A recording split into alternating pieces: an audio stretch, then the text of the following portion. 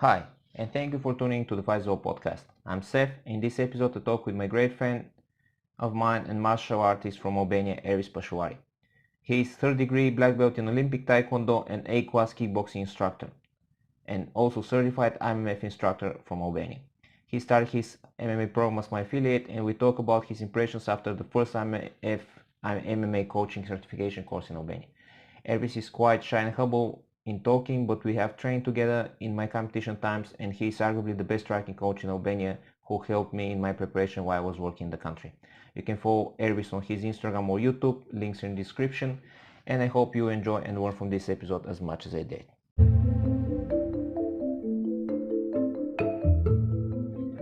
This episode is brought to you by tamburinesprings.com.au. Tambourine Springs Water is a local business situated at Mount Tambourine. Their water is bottled at the source of their exclusive, privately owned spring. The spring, being 163 meters deep, provides access to a free-flowing underground stream, which is where the premium quality springs water comes from. It then goes through a very strict sediment and UV filtration process to ensure the final product remains both consistent and the brightest quality. It is then bottled and stored until it leaves for the client home or office. Most water companies in Australia all cart their water from a contractor before being processed and then bottled, which leaves lots of room for contamination and foreign bodies entering the water. At Tambourine Springs, it's a matter of minutes from when the water is extracted from the spring into a bottle, which is then sealed and stored in a cool, dark environment. The spring water is naturally bacteria-free and passes all quality tests prior to filtration. Despite that, Tambourine Springs water have one of the strictest filtration systems so that there is no room for error when it comes to your drinking water. They do not add any chemicals whatsoever to drinking water.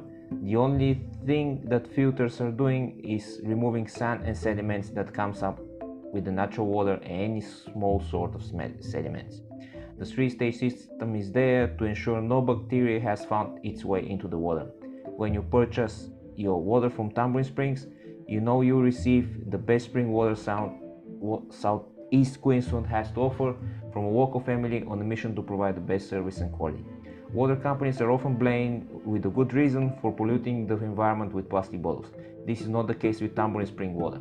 Your water is delivered to your door in 50 or 20 liter bottles, and your used bottles are collected, disinfected and refilled again. So zero plastic waste goes into the environment.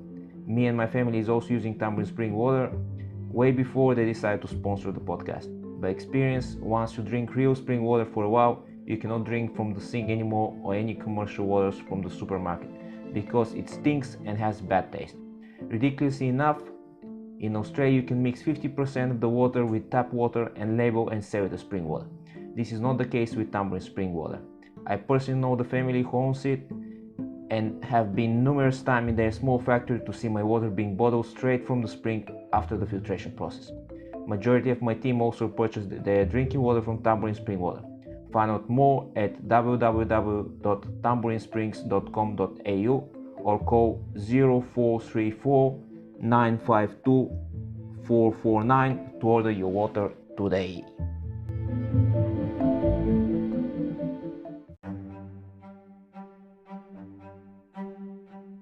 Why do we fight? To protect home and family. To preserve balance and bring harmony. For our kind, the true question is, what is worth fighting for? The Fight is All podcast.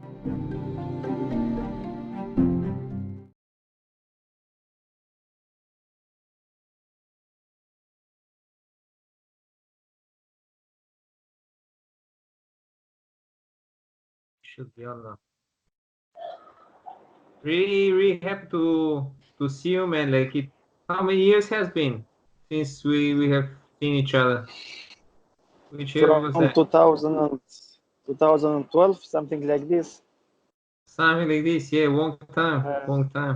How's everything? 6, How's 7 everything? years. Everything is okay. Going forward. How's Training, working. Golden Tiger Gym going? What happened with your gym? No, it is going okay, but 6, 7 years ago, when you were here, we are more focused on competing. Now we have all the ages, starting with the kids, and you know, most of the people who come to train, like 90% or something like this, don't like to compete. So we made the programs for everyone. Good for you. That, by the way, that's how you do business. I have a problem with that. In my team, 100% are competing. I don't know why. Something's wrong with me. I cannot make it business. Everyone fights, and there's not so much people here in my team in Australia now, but everyone is competing. I had a guy, Dave. His sons was training, both sons, and he was the only one who haven't been competing. And recently he started competing as well. I don't know. I cannot turn it business if everyone wants to fight with me. Okay, just to start this one, uh, can you tell me your martial arts combat sports story so the people who here can know better about you? Yeah, my main combat sport is kickboxing. You know, uh, I Very like a good lot kickboxing, very kickboxing. nice and technical kickboxing you're I, doing, my friend. I, I study a lot. I study a lot about it, especially Dutch kickboxing, European style of kickboxing. But uh, later, I put also Taekwondo in my gym because you know, for the little kids, it is one of the martial arts that they like most. So I had to, because when I was kid, I did Taekwondo. I won the black belt many years ago, but it was a new beginning. So I had to start again from the beginning to remind the old Taekwondo techniques and everything. And 3 years ago, something like this, we started also with Taekwondo, and especially for the little kids from 5 years to 10, 11 years old, because they like a lot to have a fun, to play. And Taekwondo is a good sport because there are involved a lot of kicks, and it is good for kids to have a fun. But from 11 and 12 years and up, I switched them to kickboxing, and later on also to MMA, because you know my focus is on MMA, and my focus was from the beginning on MMA. But here we didn't have uh, in that time. I mean, 6 years ago when you were here, we didn't have MMA organizations and MMA competitions and MMA trainers here. So I think you were the first here in Albania who did a proper MMA trainings. Yeah, I remember we started back in the days. I was coming from Skoda when I was working like 380 kilometers in the weekend. To come Yeah, to train with you to spar. You was helping with my striking. I was still competing, helping with my striking, and I was showing you some MMA technique and takedowns and grappling. It was fun days. it was good days. And simultaneously at that time, first jiu-jitsu club in Tirana open, Paul Rigon. He was still yeah, brown belt yeah, at that time, and we was going, to train with him. Uh, Actually, I got my blue belt in Albania, in from him. It was yeah, it yeah. I was good. remember. I still remember how cold was in your apartment where was staying there for the seminar. Was freaking cold, man. Was dying. Was so cold. Yeah, I remember it before the seminar of Master Luis, and I think two or three days ago I was searching in an old computer, and I found some videos of the seminar, of the cold of the street of. Yeah, I, I, So I, I I will keep send I you. keep these videos. Was great fun, man. So yeah, tell more about about your own achievements, your gradings. You have you're decorated in several martial arts. You have several black belts. Tell me more about that. Yeah.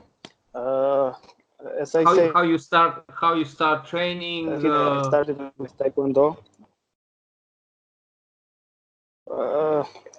From a young age, maybe 6 or 7 years ago, watching movies, and I liked a lot to train. But in my hometown, we didn't have any martial arts gym there. And Is that when Tirana? I was around, Was that Tirana or you? no, it is in southeast. It is Korcha, close to Greece. Another city, Korcha. Yeah, a I similar know city. Korcha. I have been there. Beautiful city. Yeah, it's a beautiful city. And then when I was around 13 years young, and Taekwondo club opened in my city, and I started there to train Taekwondo, and I won also a black belt in Taekwondo. Later on, I went in Italy for studying to study in university. And in Italy, from the first day there, I started with the kickboxing, Muay Thai. Let's say I was trying everything. So I did some judo in a very good school of judo. And yeah, when I came back after 4 years ago in Tirana, I opened my club in 2010. And from 2010, I am teaching in my club. About black belts, I have a third-degree black belt in Olympic Taekwondo, and also A-class instructor certification, which is the highest for Olympic Taekwondo.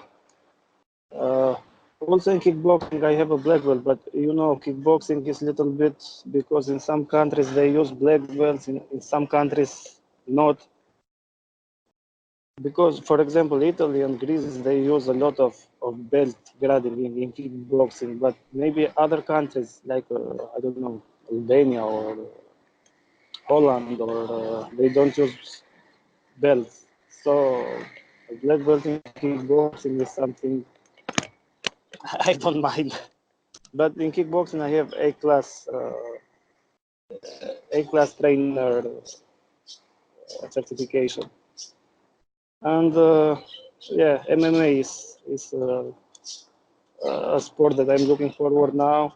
So we started from the days we were here with Jiu-Jitsu, training with Paolo, and MMA with you. And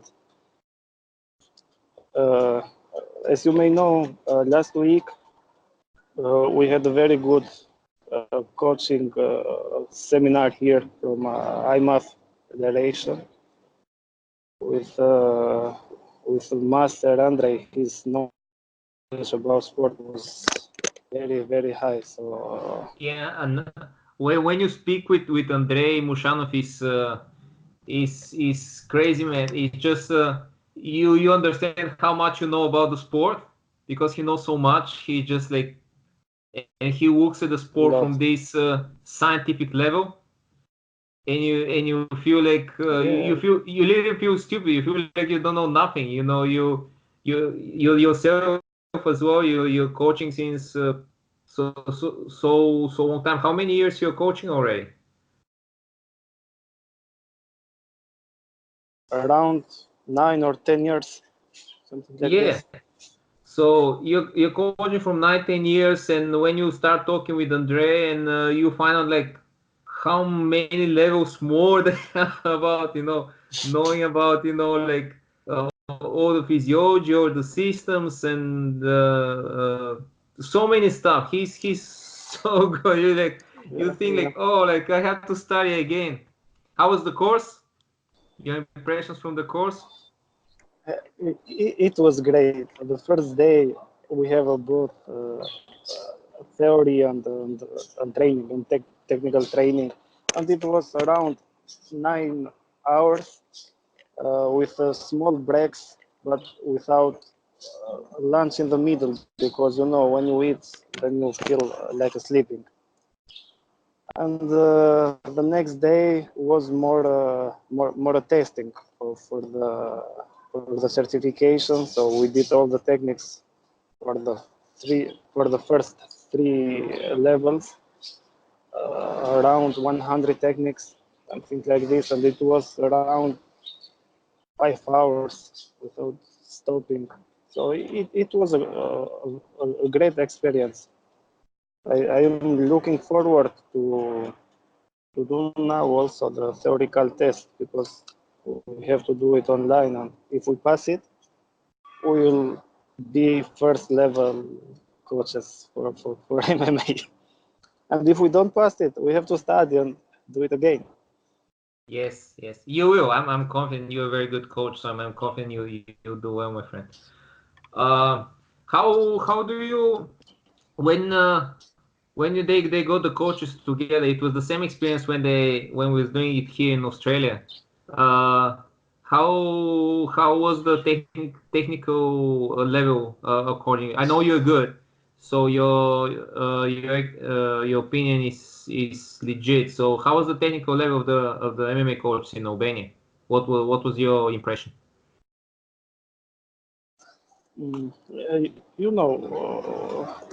We had some guys here who have some experience in MMA, who did maybe some jiu-jitsu before, or some grappling or some wrestling. But most of them came straight from striking, and the strikers in the beginning are not that good in grappling.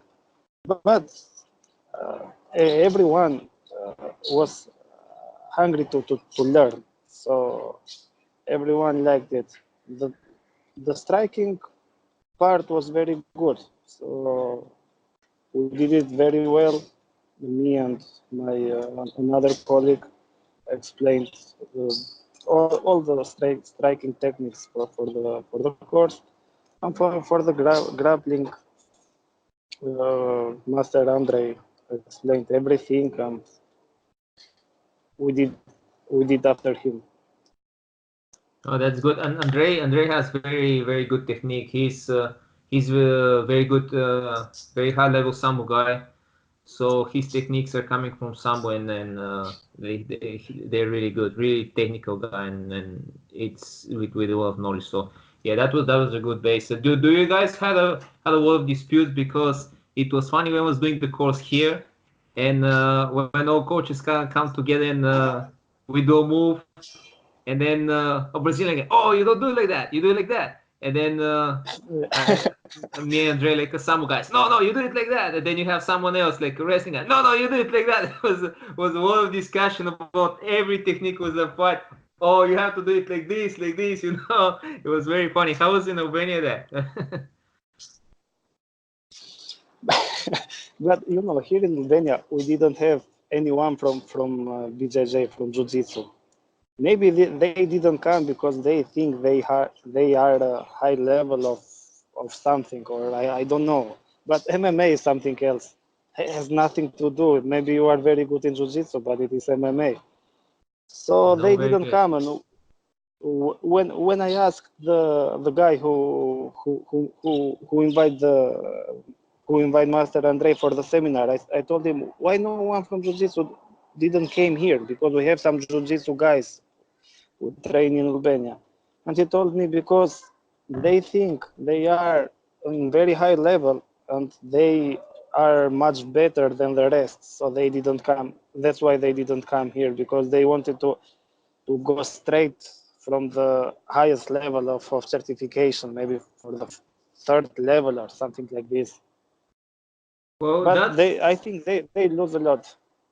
it's sad because there's a lot to learn. The IMMAF requirements are very high, and you have to go through every step because every step has a certain knowledge, and it's designed by Andre, I think, but I think it's very well structured because every level gives you knowledge, and it's a step of understanding it and systemized.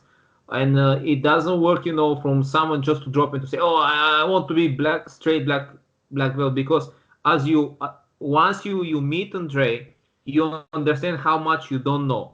because one thing is to be a coach and to have the competition experience and everything, and another thing is to meet scientists in the combat sport like us and Trey. And the thing is, it's sad that it comes from the BJ guys that they always like to proclaim that how you have to be humble and have to not to have ego. It's very sad to have to come this approach, because they should be the ones that not having ego to be there and to learn, because there's a lot of what to learn. And MMA is completely different sport. You cannot underestimate a good striking, a good MMA striking, a good takedown MMA game, and a good a ground game, because it's different. It's just the ground and pound, the striking on the ground changed everything. And but it's very sad. By the way, speaking about high level guys in Albania, what's the level in Albania? What's the highest belt you have, guys, now? Do you already have black belt? There is a black belt guy from Saranda. Saranda is a city in south of Albania. I think he came in Albania around 5 years ago. He did in England. We have some brown belts. You remember Art and Julian, the guys who used to train with Paulo in the beginning. Do you keep Now in touch with with Razor and the other guys from Tirana MMA Academy? Do you keep contact with them? Yeah. I have a good relations with them, especially with Rezard. Rezard is a great guy. Now they are brown belts, and I think soon they will be black belts, maybe this year, or I don't know. And I didn't train with them from the time you were here, because they are a little bit far away, and they have the BJJ training at the same time I have my classes. So, but I met Rezard, I think, a month ago, and they were doing great with their classes. For the guys who listen to that, we're speaking about like before almost 10 years when we was training with Ervis in Albania, there was only one, and that was the first MMA gym in Albania. That was Tirana MMA Academy. So like at that time, like the highest belt that there was a blue belt, and there was the first one who started. Razor is the owner of the gym, and he's a very intelligent guy. He's a warrior, and there was the pioneers who start actually, kind of, to pave the path about mixed martial arts and try, to mix kickboxing and jiu-jitsu, and it was mostly jiu-jitsu there. Then I don't know, like they was looking for a striking coach and something like that. I don't know what happened after, but there was pretty much the first MMA gym ever. They do the same. No, they still do the same. They have separate classes for BJJ, and then they have some kickboxing and some judo classes, but not mix it together, separate. But I think this was many years ago, doing a separate sports. I think now MMA should be trained in a way. So mix it striking and grappling and mix it all together, because MMA is different sport. You can't do anymore. Trying jiu-jitsu 2 times, then kickboxing 3 times, then so okay. If you are high level, you need to do different things like striking and grappling. But for the beginners, I think they should start with everything mixed together. Not doing, for example, 6 months BJJ, then 6 months striking, then 6 months something, because You're very right. 20 years. So from already like 10 years coaching, MMA coaching, the base the base should be MMA. Your basic sport should be MMA. So you have to train at least between 6 months and 2 years to build your own game. Speaking about MMA game, and then if you wish to specialize, you can go to the basic sports. You can do some wrestling to learn some stuff. You can do some jiu-jitsu to learn some stuff. You can go to train with the good kickboxers, to polish your striking. But once you have a good MMA base, you can take from these basic styles what you need and to break it under the MMA game. The thing is, the funny thing is that there's still people, even UFC level people who train this way. But you can see when they compete how they have switches. So they start striking, then the coach say, "Oh, take him down." Then he switches to takedown game, but he stops striking and he starts looking for the takedown. That doesn't mix it with dirty boxing or anything. He just goes for the takedown, pushes for takedown, like works or doesn't work, whatever. Let's say the takedown works, comes to the ground, and then he reaches the ground, and then the coach say, "Oh, go for armbar," and the guy then have to to switch to jiu-jitsu, to grappling game. But what happened is, even when they compete, you can see these switches, how they have like a bit of interruption of the game, and they have to switch to the next game. And a good athlete, a good experienced MMA athlete, can see these switches and can train his time his attack in the moment of the switches that these guys have. So, for example, okay, so you know that he had to switch to takedown game now, and now it's your time to strike. Now it's your time to counter. It's very good example, the recent match with Jorge Masvidal and Ben Askren. He timed.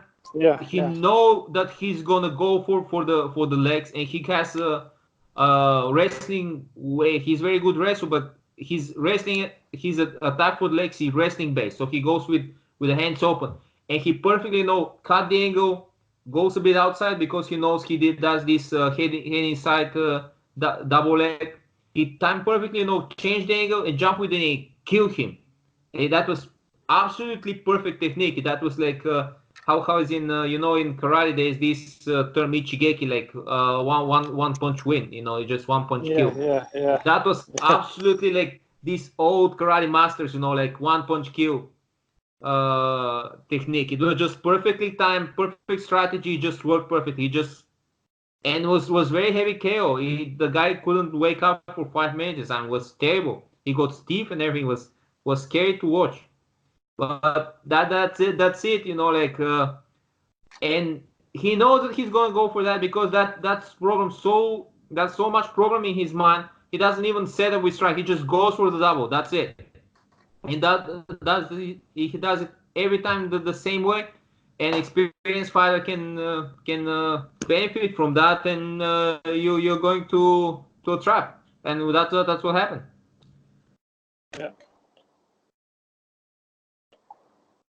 Yeah, I completely agree with you. And I remember from the beginning, from the time you were here, your idea of training MMA was completely different from the others here. But now I understand that you had the right ideas for training from 7 years ago. Now others are thinking that this is the right idea. Now they are learning to do the proper way. So I think now you are 7 years above the others. So what you do now, the others will do 7 years later. Because MMA is something that it's always changing. It's a game that is growing up and it's changing every day. It's a what now? The game is way different than it was like 5 years ago, and it was even more different than 10 years ago. The game is changing a lot, and now with the amateur World Federation, which is IMMAF, is bringing to another level. It just And it's I cannot express how important is amateur MMA, because there's another trouble. Everyone wants to be professional in MMA, but as you know, because I have been competing, you cannot be a good professional if you don't have a huge amateur career. Doesn't matter if that's kickboxing, if that's MMA, if that's because you need time to make your mistakes, right? But if you make your mistakes while already professional, you're gonna get punished hard. You might get badly injured, so you cannot. That's going to be detrimental for your career. You have to compete as amateur, so because as amateur, yes, if you lose, it still hurts. It still sucks. You suffer, but the truth is, when you're amateur, nobody cares that you lost, right? Only you care. It's bad for you, but you don't really care. You're amateur, but you're growing by these mistakes. If you do mistakes, like I was because of that, and then you learn, and then you train. You never do this mistake again, and you need these amateur matches. And in addition to that, by getting amateur experience, because the rules in amateur sport are not so harsh as the rules in professional sport. Even the referees are more keen, to stop the matches earlier if there's someone is hurt in the head. That's including kickboxing. It's if it's professional fight, and the referee is counting 1, 2, 3, 4, 8. You ready? Yes, I'm ready. Go back. No, if it's amateur fight and the referee see you a bit dizzy, he just stop the fight. He's not waiting you to fall asleep. That's the same in MMA. As amateur, the referee protects you more, right? Because the referees now, most of the referees now, they know, and it was not back in the days. Back in the days, even when I was fighting, you try to make your research. Is your referee a wrestler or a grappler? Or is your referee a no? You didn't know, like if you have. I had a match that I have a referee who is a very good boxer, very good boxing coach, but he has no idea on the ground. He even then come to ask me before the fight, because I was main event, and he asked me, would you tell me when to stop if something happened on the ground? I said, man, I'm supposed to be fighting. I can't tell you when to stop me. He said, no, but if you get the other guy something, let me know. It was like so funny, like if you see he's, like he's stopping, or he falls asleep if I'm punching, it just was very fun. They didn't know. Now the referees know. It's not like back in the days. They know when to stop. They know.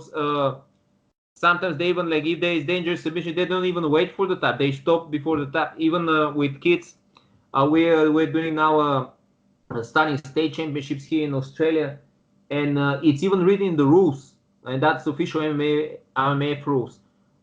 If for the youngest division, which is 12 to 14 years old, they don't wait for the tap, because like kids' bones are a bit soft, joints. So if someone get in a really tight submission, the referee stops the fight. That's it. But they don't wait for the tap, because you're gonna get injured. Now that the referees know, they're way more intelligent, way more technically sound, and everything. Yeah, you are right, and I think the same. Amateur career is very important. We can see the boxer or kickboxer, for example. I don't know, Lomachenko. Lomachenko was an Olympic champion, and when he came professional, fights. he was 400 fights, and he has 400 fights as amateur. Yeah, and then people was telling why he's so good, because he had, like you said, too many fights. And also in kickboxing, if we can see some Russians, like I don't know, Artem Bakintov, who are fighting in Glory, they came in kickboxing maybe with 3 or 4 professional fights, but they had behind around 100 and something amateur fights. So they were fighting with guys who had like 50 wins in professional, and they were playing with them. So amateur is very important. I think you are right about it. I remember. But you know. Sorry, I interrupted you. Go ahead. No. I was saying that you are right about it, and I completely agree. Well, I remember when I was in the kickboxing national team. So to get qualified for the world championship, I worst case now I have to win 4 fights, right? Like two fights the first day, 2 fights the second day. With the final, that's it. I'm going to the world championship. I'm in the national team.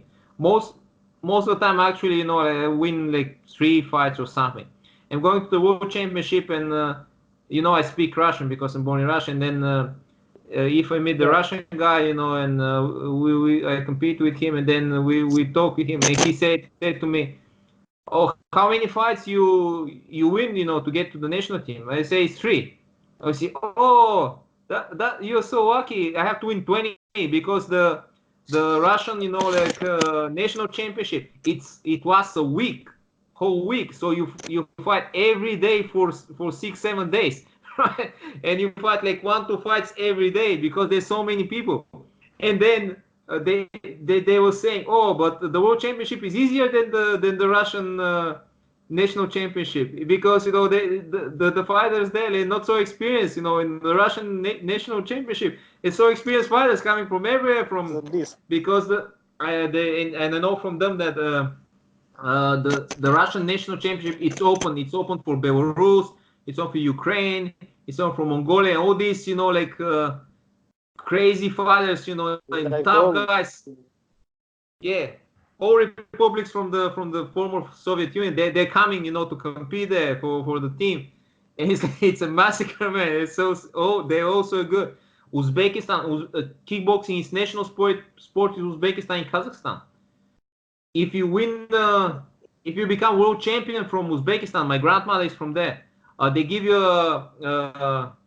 I would say a gold bar. And Really? you don't work anymore. Yeah, you don't work anymore. You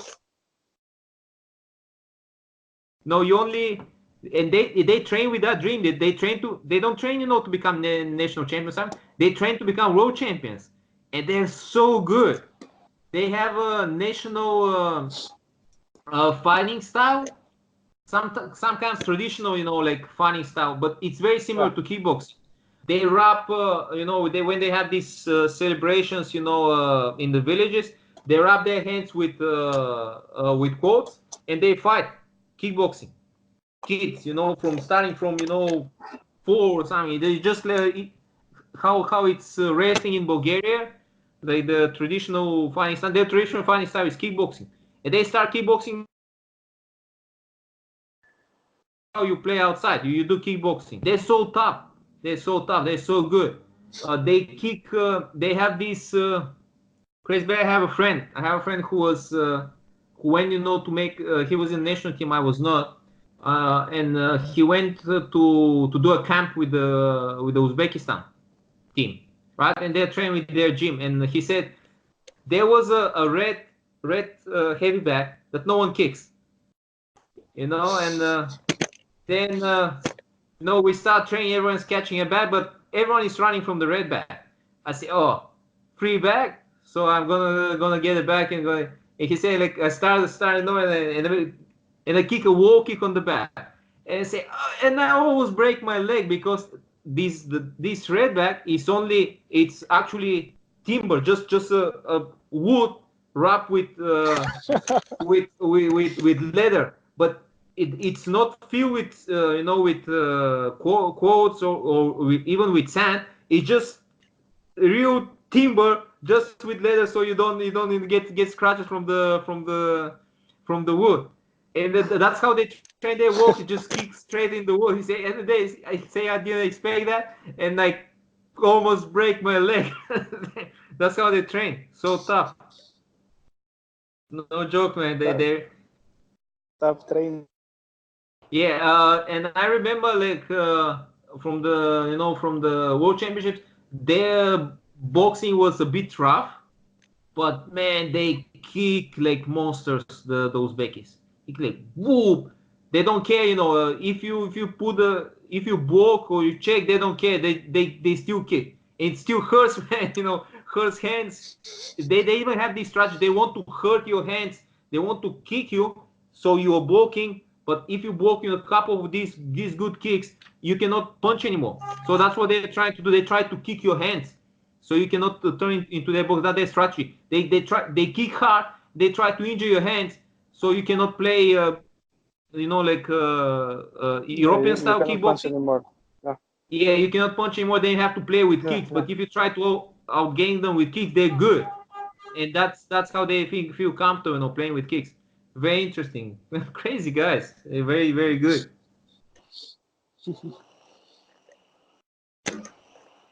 Yeah, I heard some that all those countries there are good in combat sports, but I didn't know these things about Uzbekistan. Interesting. Yeah.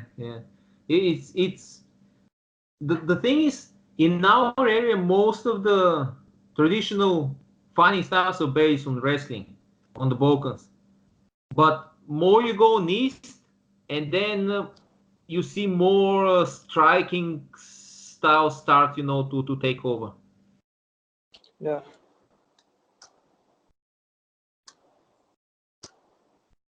How's the wrestling level in Albania? You supposed to Albanians are strong physically. You're supposed to have good wrestlers. We have listen. Wrestling was the only sport. Wrestling and weightlifting in time of communism. So all the other sports were banned here. Only wrestling and weightlifting, and we are good in both sports. Especially in weightlifting, we had a lot of world champions. In wrestling too, but wrestling has some problems with federations. Here I think are two organizations and not very good collaboration. But the training of wrestling here is good, and when Albanians go in another country like Bulgaria, they become a world champion. So, or in Australia, they become a champions. But I think the problem of wrestling here is about the organizations, because everyone here want to be the first one. So we have this problem in every sport. Oh, wrestling and weightlifting are our sports. Yeah, same in Bulgaria, but that's the problem on the Balkans. We have a lot of talent, but we have very hard time. Unfortunately, sports, but it always happens. We have a big trouble to put these talents to work, because for that we need the organization. We need a organization. To pull each other. To teach the ones that don't know, and to make a good competition for the guys who are good, and to bring them to world level to represent. We have similar problems in Bulgaria. I don't know about wrestling. I'm not much into wrestling there, but we have similar problems even with MMA organization. We have a bit of issues there. You just started your MMA group. It's all very very young. Very young, young kids. People who train very kids. I really enjoy, the pictures that you put. And how they're going? Tell me something about that. These guys are from my Taekwondo classes, so they are training with me for around years, and I just told them that now we are going to do something different, not only kicks. So I'll show you, and in the end of the training, you will tell me if you like it or how it looks. And I show some striking, some takedowns, and some grappling, some submissions, and they liked it a lot. So they like more doing MMA than doing only kicks now. So I think a lot, and made a program for young kids from 5 years ago up to 8 or 9 years ago. The training will be more fun, more kicks, more something to make they love the sport. And then from 11 years and 11, 12 years and up, I will start them to teach the basics of MMA because from that age they will understand and they will start to learn the techniques. And now in 1st September I will start with the classes, and I think it will go great because I know kids love it, and especially when they have some experience in martial arts, when they did something different. So some of them become, for example, national champions in Taekwondo. So they are very good in kicking and in training other things. And now that they are learning something new, they love it. They learn it very, very fast. And yeah, from September we will be also, now we are also part of Albanian MMA Federation. We have a federation here, so we hope everything will go great. And because to be part of IMMAF, we have to be part of National Federation in order for the kids to compete in World Championship and European Championships and all international championships. So With the young group, because 228 next Olympics, it's where IMMAF is looking forward, to put MMA in the Olympics. So starting now with the young kids, how you start working, that's the future of the sport. That's probably going to be the first, some of the first Olympic medalists for MMA for Albania. Some of these guys. So you're doing very clever. That's going to be exciting. You're a good coach, and for whoever that doesn't know, we're working together, to help each other. So we're definitely looking for, to bring these kids with a proper technical knowledge and to eventually, to have them, competing at the world stage and bring medal for your team and for your country as well. yeah, we hope so. So with the proper training and proper work behind of them, we'll make something happen. Yeah, you're a good coach, my friend, and I love working with you. So I think that's a good moment to say, if people listen to that, how they can get in touch with you and how they can find where you coach and everything before, so they can join and they can start training with you. Yeah, we train in Tirana, capital city of Albania. We are in the west part of Tirana, and yeah, everyone who would like to train with us, just call me or write me on social networks, and everyone is more than welcomed. And of course, people need to know that it's not only me doing the training program, but we are also working together to do a proper training and the right things to teach the right things in the right time. So I thank you very much for all the help you are giving me for the MMA training programs, and I think we'll do good things here together. So thank you. That's the future, my friend. We will keep working, and now we have a more excuse, to talk each other. Actually, from my time in Albania, you stay as my best friend from that. I don't really keep in touch as much with the other people as you with you.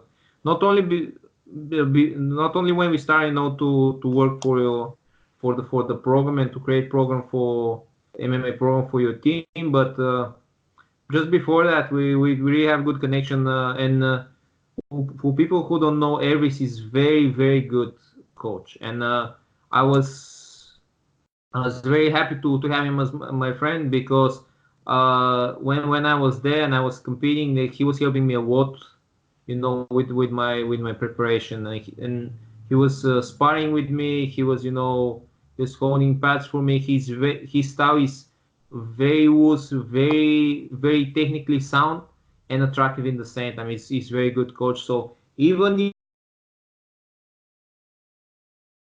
you country, and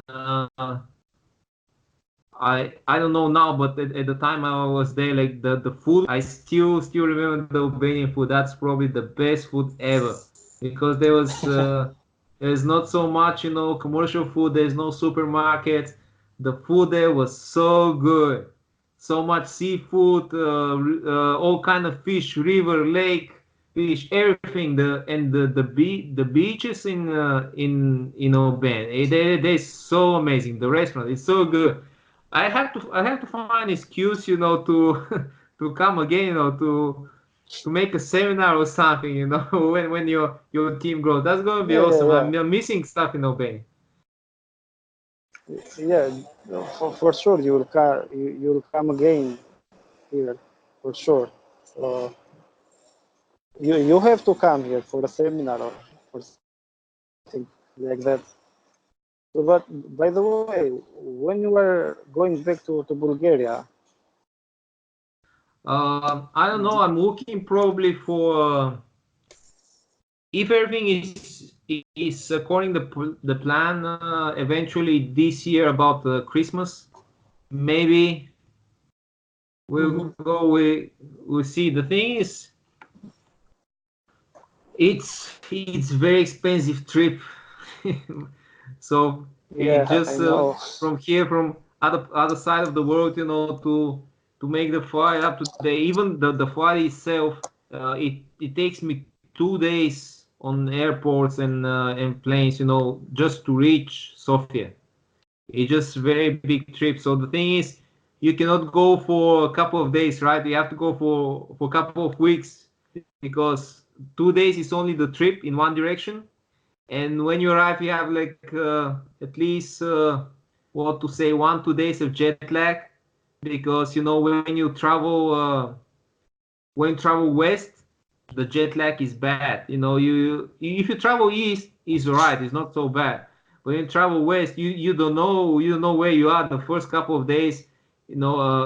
I'm here we are 8 hours ahead, right? So I'm going in the past, and your rhythm, your sleep rhythm is completely on the other side. So you have to wake up when you have to go to sleep, and it's first couple of days, it's just terrible. Everyone is going to sleep, and you feel like, oh, let's go party, because you're awake. And then when everyone feels like party, to wake up to go somewhere, then you need to sleep. You say, oh, I don't want to go nowhere in the morning. The opposite. Party. Yeah, but yeah, like eventually end of this year, and yeah, we might do something. We might do something like, from Bulgaria to Albania is not that far. Just 11 hours trip. We might do something if I go back. Come see you and your beautiful wife and your daughter. Hopefully she looks like she's beautiful like your wife, not like you. You're not that pretty, despite that you're my friend. I love you. I know, I know, but you know when you do combat sports, and when you compete, you cannot stay pretty anymore. True, but the heart is pretty. The heart is gold. Yeah, yeah, of course. Before we wrap this one up, I like to ask this question: what is worth fighting for? Sorry, I didn't hear. What is worth fighting for? What do you fight for? That's a bit of a philosophical question, you know. What do you fight for? Well, you know, in life, in general, fight is all. You fight for everything. When you wake up in the morning, you are going and you are fighting for something. It may be work, it may be job, it may be life is a fighting. So for me, fight is all. Awesome. Best to your family, and thank you for your time. And we'll keep in touch and keep working Thank you, Sebastian. to make our team in Albania the best there, and to bring these kids, you know, to where they deserve to be. Thank you, brother. Yeah, thank you, Sebastian. I enjoy very much this talking with you, and we'll keep in touch, and we'll do the best here. I thank you very much for the support. Thank you. Thanks, brother.